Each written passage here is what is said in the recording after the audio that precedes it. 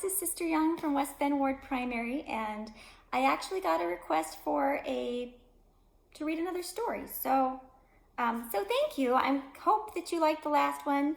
And the book that I picked for today is called The Bear and the Fern. I don't know if any of you have heard of it before. It's one of my favorites. We got it a little while ago, and it's written by a Mr. J and illustrated very beautifully by a woman named Mary Manning. So I hope that you're surviving this quarantine, and maybe this will spark your imagination and teach us all a lesson that we can learn from. All right, so here's the first page. It started one day when a man and his wife moved into a house to begin their new life. They laid down the carpets and painted one wall. They hung up some pictures in the front entry hall. Is that things that you do if you're moving into a house? Sounds like it. Oh, there's people here. Their family came over, bringing gifts for their home: 3 blenders, 2 toasters, and a used garden gnome. And one final gift that they liked quite a lot: a smallish green plant and a reddish clay pot right there. Have you gotten 2 toasters? Do any of you have 2 toasters? What would you do with 2 toasters? Maybe they'll give somebody the other one and just keep one of them. Oh, what does this look like? The plant was placed down near a window with care in a room with a crib and a brand new stuffed bear with brilliant white fur and a wide, happy grin, like he just couldn't wait for the fun to begin. Do any of you have a bear? Do you have a white bear? It sounds like a lovely bear to have. The bear woke each night and snuck out the door, anxious to run round the house and explore. Does your bear explore in your house? I don't know if our bears do that. He'd ask the plant nicely each night 'fore he went, "Care to go for a walk?" But she'd never consent. "I can't go, don't bother," said the plant, sounding stern. "I'm not able to move, I'm only a fern." "But won't you just try?" Bear sounded confused, but Fern shook her leaves as she firmly refused. Do you think ferns can walk? Maybe they can't. Maybe Bear's asking silly questions. Oh, it's dark out. So Bear, with a sigh, would explore on his own, while Fern watched the yard through the glass all alone.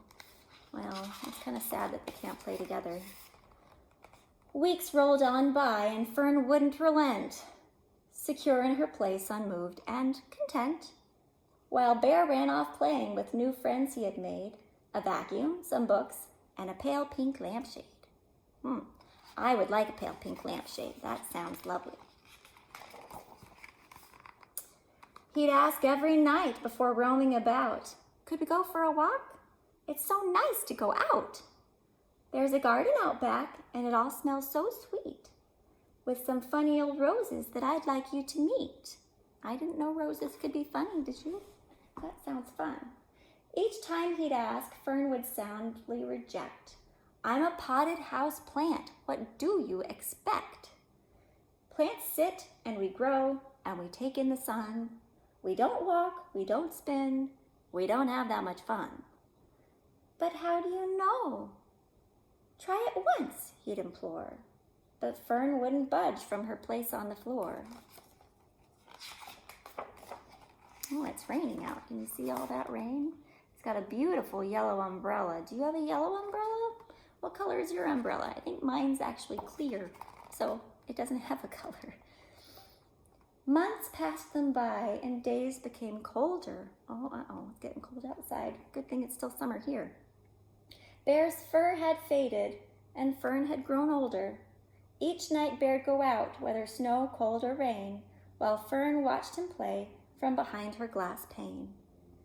And night after night he'd ask Fern to go, but each time he'd ask, she'd just shake her leaves. No.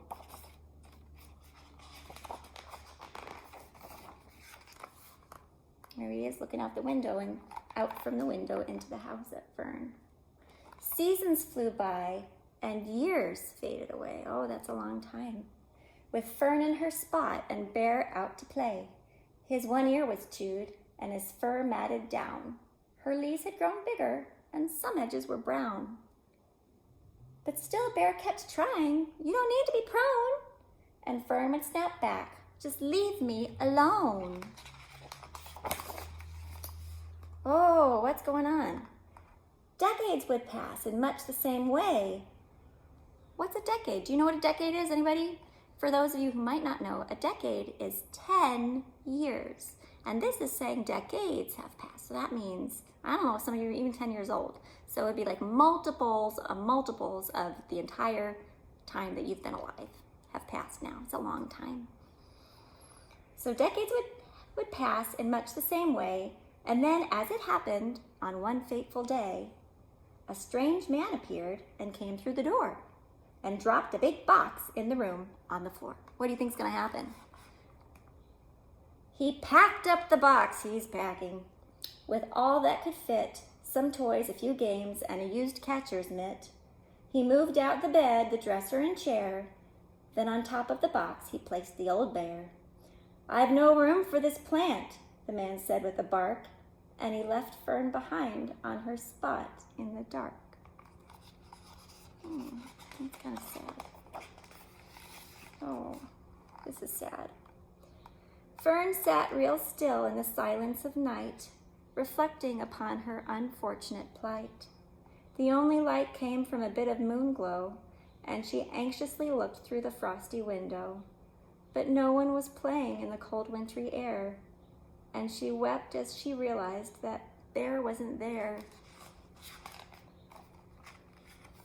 Then all alone, her leaves withered and dry, Fern sadly wondered, well, what if I try? She rocked to her left and swayed to her right, pushing herself with all of her might. It took all of her strength and the last of her will, but she took a small hop away from the sill. She hopped. This Fern hopped. She couldn't believe it and started to cry. "I knew you could do it if only you'd try." It was Bear. He'd come back, and he stood at the door, more faded, more brilliant than ever before. "I'm sorry," said Fern as she finished a spin. "I'm sorry I waited so long to begin." Bear hobbled over to Fern's brand new spot and put his arm gently around the clay pot. "Come, Fern," Bear whispered, too choked up to talk. "Come, take my hand, and let's go for a walk." That's the end. I love this book. And I love it because for me, this book is just like somebody is for us, and that somebody is the Savior. And he knows that we can do more things than we ever realize, even things we think that we're not made to do, even things that people tell us we're not made to do. And he waits, and he waits, and he waits for years, and he waits for decades. And even when we think he's gone, he'll be right there at the door, and he will always entreat you and welcome you and love you whenever you're ready to begin. He's our best friend, and he's going to be right there by our side. Just like this bear who just never stops loving his friend the fern. So anyway, that's one of my favorite books that we have. I don't know if that's what they meant to say, but that's what I heard when I read this story. And I hope you all are having a lovely Sunday, and whatever day it is that you watch this. And I hope that you are doing all right. We do love you so much, and we miss seeing you, and maybe we'll see you soon. I think church is going to start back up again soon. And be good.